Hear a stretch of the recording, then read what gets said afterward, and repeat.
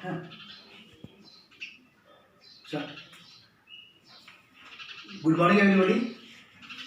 Today, I, Tapadas Gupta, is going to take up lesson 10, chapter 10, Attila by R.K. Narayan.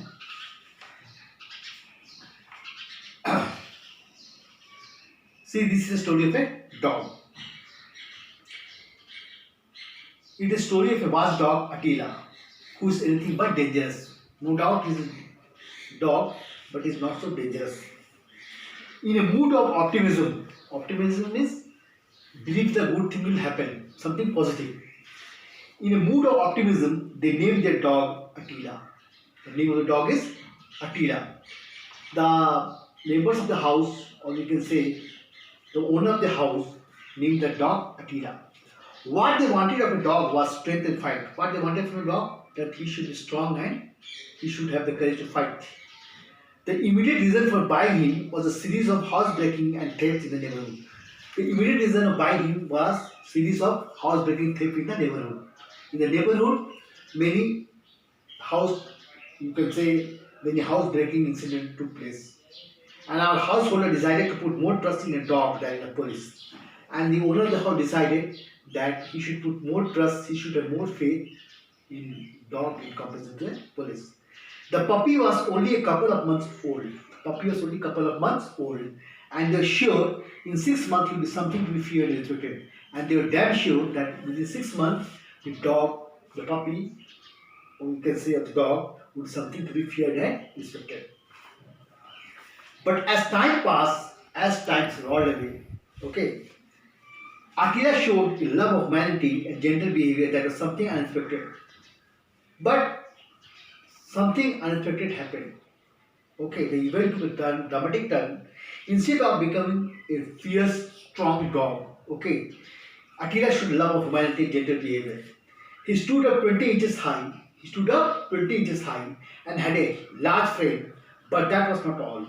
A variety of people entered the gates of the house every day. People of various types, people of various categories entered the gates of the house every day. Postmen, bill collectors, vendors, and friends. All of them were warmly received by Attila. Everybody, each and every person who visited that house, they were warmly received. They were giving a rousing reception by Attila. They only had to stop and smile. And Attila would melt and become best of friends. Attila would melt down and become best of friends. He would not bark. The people at home did not like this attitude very much. The people, the owner of the house, the family member of the house, did not like the attitude of Attila very much. They thought it rather a shame. Somebody comes and steals the flowers in the garden, and Attila won't do anything about it. Complained the mother. The mother used to complain that somebody would come and steal flowers from the garden, and Attila would not bark. This is a matter of great shame. He had better business to do than catch flower thieves, replied the youngest boy, always the defender of the dog. The youngest boy of the house, he always used to say that he has to do some other works than catching the thieves, flower thieves. He always used to defend Attila. Well, what is that better business? He doesn't sleep all night, mother. I've often seen him going around the house and watching all night. The youngest boy said that he does not sleep whole night. I have often seen him going around the house and watching all night. Oh, really? I'm quite alarmed to hear that, said the mother. Mother said, oh, really? Please lock him up in the room at night. Otherwise, he may call you a burglar. Burglar means thief or robber, and show him around. He's the most noiseless dog I will see in my life, said the father. Now, father said, he's the most noiseless dog I have ever seen in my life. The youngest boy at home did not like this, but the dog justified his criticism that very night. The youngest boy at the home, he did not like the criticism, but the dog showed that he really heard that criticism. Ranga, a thief, lived in a hut 3 miles from the town. Ranga, a thief, he lived in a hut 3 miles from the town. At night, he visited the town and broke into the house to steal valuables. That night, Ranga broke into Attila's house. Ranga stepped inside the house of Attila. He searched all the trunks and almirahs in the house and made a neat bundle of all jewelry and other valuables he could pick up. He searched all the trunks and mirrors in the house and made a neat bundle with collection of all the things, jewelries and the valuables, and he picked them up. He was about to go out when he saw Attila standing in front and looking up at him. He was about to leave when he saw Attila standing in front of him and looking up at him. Ranga thought that his end has come. Ranga thought that his end had come. He expected the dog to bark. He expected the dog would bark. But to his surprise, Attila did not bark. But much to his surprise, Attila did not bark. Attila did not bark. He waited for a moment and then licked Ranga's hand and rolled his eyes. He waited for a moment and licked Ranga's hand and rolled his eyes. Ranga whispered, I hope you are not going to bark. Ranga whispered, I hope you are not going to bark. Don't worry, I'm not that sort, the dog tried to say. It appeared as if the dog is trying to say, don't worry, I'm not that type of dog. The burglar stroked his horn. The burglar simply patted his head. He opened the gate and went out. To his surprise, the dog followed him. As the burglar, Ranga, went out of the gate, the dog followed him.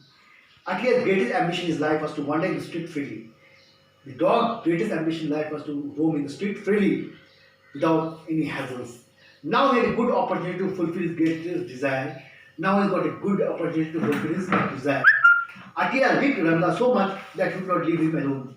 Attila licked Ranga so much that he could not leave him alone, even for a moment. This sort of companionship got on Ranga's love. He requested the dog to leave him, but the dog and moved stand before him with his eyes glued to Ranga. Ranga tried his best to get rid of the dog, but the dog sat before him. Meanwhile, in a bungalow, Attila's disappearance created sensation. Didn't I tell you, said the mother, to lock him up? Didn't I tell you that to lock him up in a room? Now some burglar has gone away with him. What a shame, we can hardly take this to anyone. But a great shame, we can hardly take this to anyone. I think we should, after all, thank that thief for taking away the dog, said the father. The father is now saying that, oh God, really, the thief has done a good thing. He has taken away this dog, not this dog. He may keep the jewels as a reward for taking him away. He may keep the jewels as a reward for taking that dog away. A week after the disappearance of Attila, the eldest son of the family was strolling in the lanes of the city. A week after the disappearance of Attila, the eldest son of the family was strolling. Strolling means walking in a slow or a casual manner in the lanes of the city. There he saw Attila trotting behind Ranga on the road. Trotting means running behind Ranga on the road. Hey, shouted the young man, at which Ranga turned and thought that the man was shouting at him and broke into run. The moment he shouted, hey, Ranga thought that he might be caught, so he started running. Attila, who knew that Ranga wanted to desert means to leave him, ran after him. He didn't want to lose his friend's company at any cost. As a result, he ran so fast that he overtook Ranga and blocked his way. Ranga stumbled over him and fell. The dog overtook Ranga and the Ranga stumbled on him and fell down. As he rolled on the ground, a piece of jewelry flew from his hand.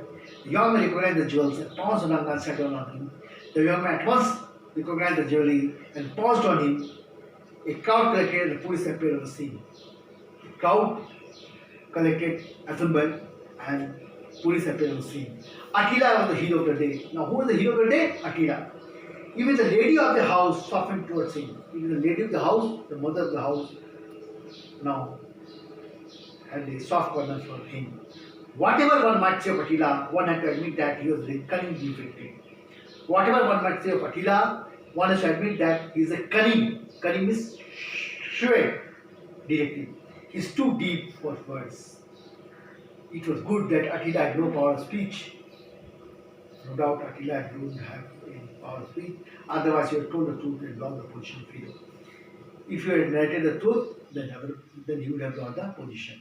So this story is really Attila